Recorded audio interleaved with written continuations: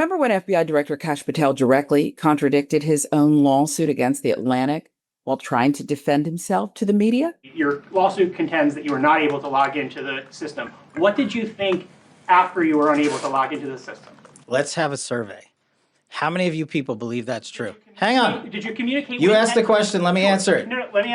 No. Did you communicate with anyone that you thought you were fired after you were unable to log into the problem with you and your report? Don't cut me off. You asked the question. Straightforward question. The problem with you and your baseless reporting is that is an absolute lie. I'm not. It was never said. It never happened. It's a straightforward question. Did you talk to anybody about whether you thought you were fired? The simple answer to your question is you are lying, and every time you do so, a direct question. I've answered your question. It's simply as follows. I was never locked out of my systems. Anybody who says your lawsuit says the opposite. Your lawsuit contains anyone that says the opposite is lying. Thank you. The lawsuit that you filed says that directly. Man, stop. You're being extraordinarily rude. And I know maybe that's part of your profession, but please just stop. Sifting through and putting all of Patel's distractions and diversions aside, you'd notice that there's a massive difference between a technical problem, logging into his government computer, as mentioned in his lawsuit, and his answer of being locked out of said computer system. Here are some of the details from that specific reported incident. In one incident earlier this month, Patel struggled to log into an internal computer system. He quickly became convinced that he had been locked out, and he panicked, frantically calling aides and allies to announce that he had been fired by the White House, according to 9 people familiar with his outreach, 9 people. Now, the access problem turned out to, quote, have been a technical error, and it was quickly resolved. And that's according to 2 people familiar with the matter. He thought he was locked out of an FBI computer system. He grew incredibly paranoid, thought he was going to be fired. It turned out to be a technical issue. Talk about that level of paranoia, what that tells you, why it was important to kind of lead with that anecdote in the story. The anecdote was just incredibly telling for a couple of reasons. One is that it set off such a panic within the FBI and within Washington. It set off a panic in Congress. The White House was fielding calls. I mean, there was a real lack of understanding about who was in charge at a given moment. I can say unequivocally that I never listened to the fake news mafia. And as when they get louder, it just means I'm doing my job. So according to new reporting, it seems like Kash Patel's FBI is now getting involved in the story more than it already was. That the FBI is launching a criminal leak investigation into the Atlantic magazine article alleging heavy drinking and erratic behavior from FBI Director Kash Patel. Well, our sources say that it's troubling on 2 fronts. One, there was no known disclosure of classified information in this long Atlantic magazine article by the journalist Sarah Fitzpatrick, which was essentially a deeply unflattering portrait of FBI Director Kash Patel's work habits, but no classified disclosures. And so our sources are puzzled as to how there even is a criminal leaks investigation, but they're even more troubled by what they say is a focus on the journalist, which is very unusual. There are leaks investigations all the time. They focus on the potential unauthorized disclosures by government officials. Journalists only get involved as witnesses, as a last resort. The Justice Department used to have rules that said that they have to exhaust every other method of getting information before they go to a journalist. But our sources are telling us that there is a focus now on trying to figure out who Sarah's sources were, including and up to obtaining her phone records, potentially running her name through FBI databases, taking very intrusive steps. Now, we don't know to what extent those steps have been taken. And I should add that a spokesman for Kash Patel, Ben Williamson, adamantly denies that there is an investigation of this journalist, but our sources are just as adamant in saying that it's happening. But under this administration, we've seen other instances. There was, in fact, an FBI raid of a Washington Post reporter that they seized her devices. Now, she wasn't the subject of the investigation. They've indicted a person they say that leaked information to her. This is different. We're being told here that Sarah Fitzpatrick, the Atlantic journalist, is right in the middle of this probe and that they are focusing on her in order to ferret out her sources on her. It's all strictly about the actions, behavior of the current FBI director. So let's sit with what we just heard. The director of the Federal Bureau of Investigation, the man who is supposed to enforce the laws of the United States of America, is, according to reporting from MS Now, currently using the bureau he runs to investigate a journalist who wrote a story he didn't like. Not a story that revealed classified information, not a story that endangered national security. It was a story about him. a story about his behavior, a story about whether he is functional enough to be doing the job at all. Sarah Fitzpatrick is a staff writer at The Atlantic. She covers national security and the Department of Justice. She did the work.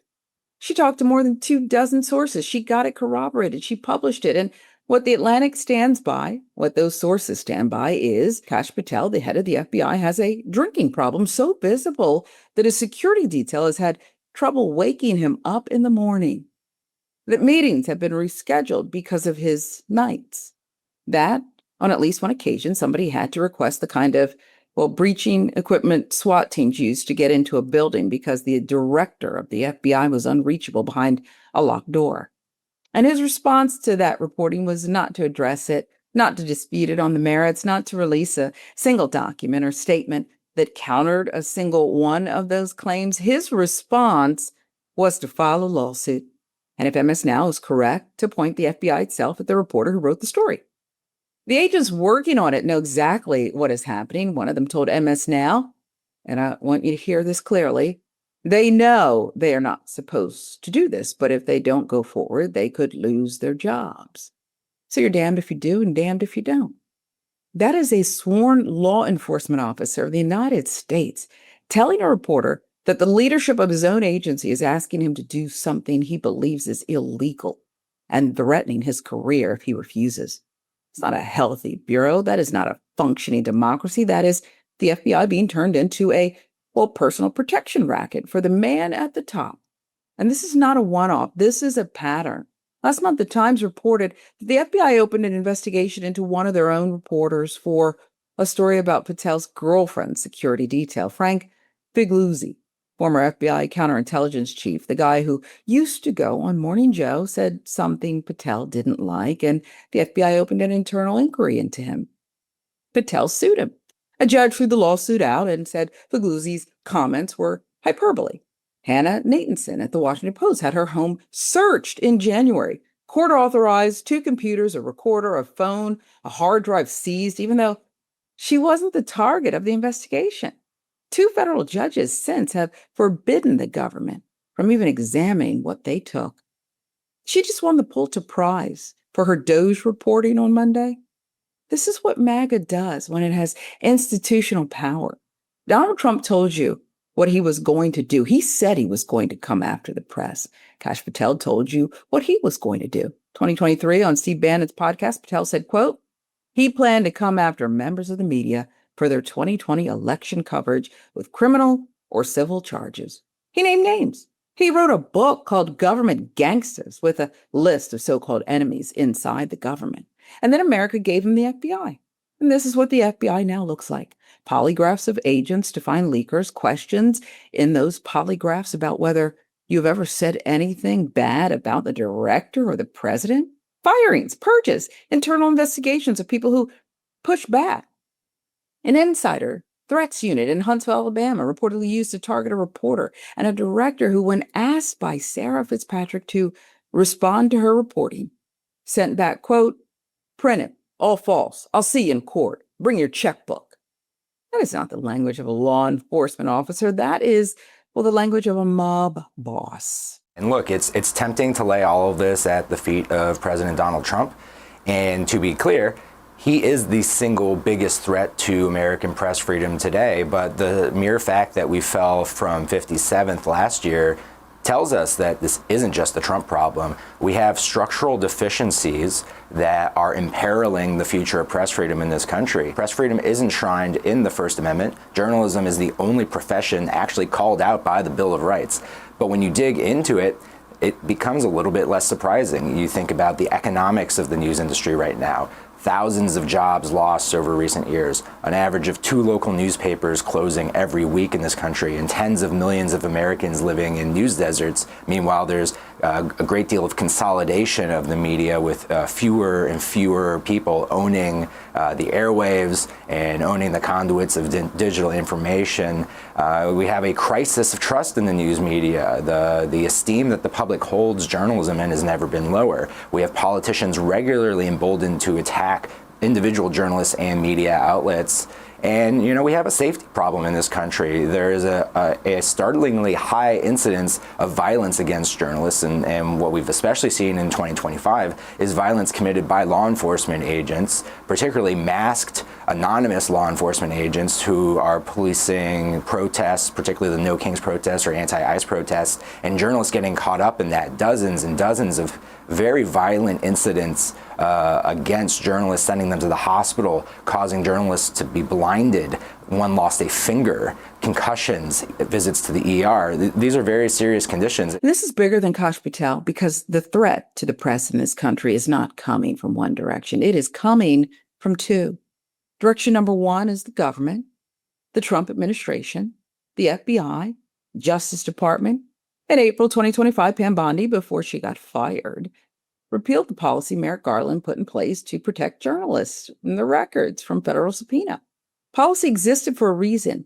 It existed because the first Trump administration secretly grabbed phone records from reporters at the Washington Post, CNN, and the New York Times. Garland looked at that and he wrote rules to make sure it could not happen again.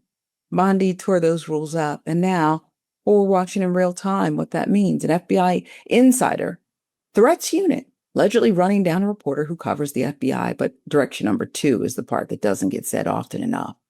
And it is the part that frankly scares me and should scare you, because institutions that are supposed to push back on a government like this, the big newsrooms, the legacy outlets, the broadcast networks, most of them are now owned by billionaires, by oligarchs, by people whose other businesses depend on staying on the president's good side. Jeff Bezos owns the Post, killed his own paper's Kamala Harris endorsement in 2024.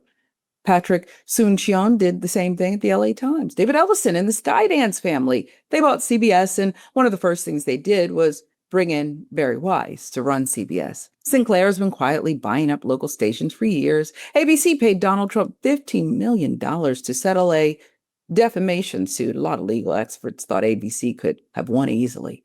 And every single one of these owners has business in front of the federal government. Antitrust, FCC contracts, regulation. So when the president tells them to back off, they have a financial reason to listen.